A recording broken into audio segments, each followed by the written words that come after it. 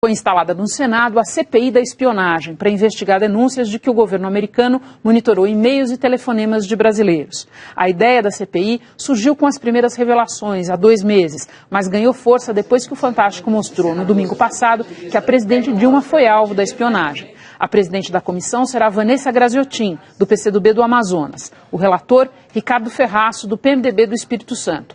Na primeira reunião, foi aprovado o requerimento pedindo proteção da PF para o jornalista Glenn Greenwald, que mora no Brasil. Foi ele quem divulgou os documentos repassados pelo ex-analista Edward Snowden sobre o sistema de espionagem. A próxima reunião da CPI vai ser na terça-feira da semana que vem.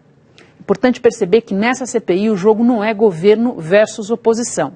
O principal potencial de embaraço mais imediato dessa comissão é para as gigantes de tecnologia instaladas no Brasil, empresas com interesses no Brasil e que colaboraram com o governo americano nesse monitoramento. Certamente a gente vai ver elas se deslocando até Brasília para tentar entender, para tentar influir nessa CPI, entre outras missões, para tentar defender o armazenamento em nuvem, que certamente vai ser questionado nesses debates.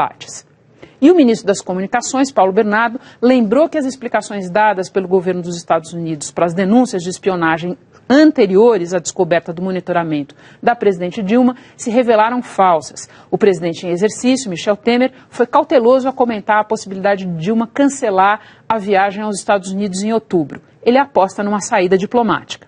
Em primeiro lugar, a presidente terá discernimento suficiente para decidir por conta própria se deve ir ou não ir. Eu acho que na via diplomática isso se resolverá a tempo de a presidente poder ir aos Estados Unidos, se houver essa solução, digamos, harmonizadora, né, e realizar a tarefa que lá ia realizar.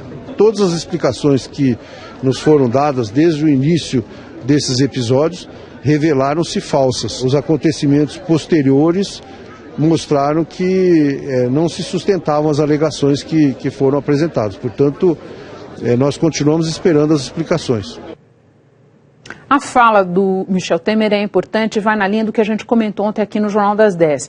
O governo brasileiro não tem nenhum interesse em correr para confirmar ou cancelar essa viagem, porque essa viagem vai ser usada primordialmente para tentar receber respostas que se sustentem do governo americano por o que aconteceu com a presidente Dilma. Então, ainda assim, se tudo sair a termo, o cenário mais provável é o de ela ir e não de cancelá-la no final.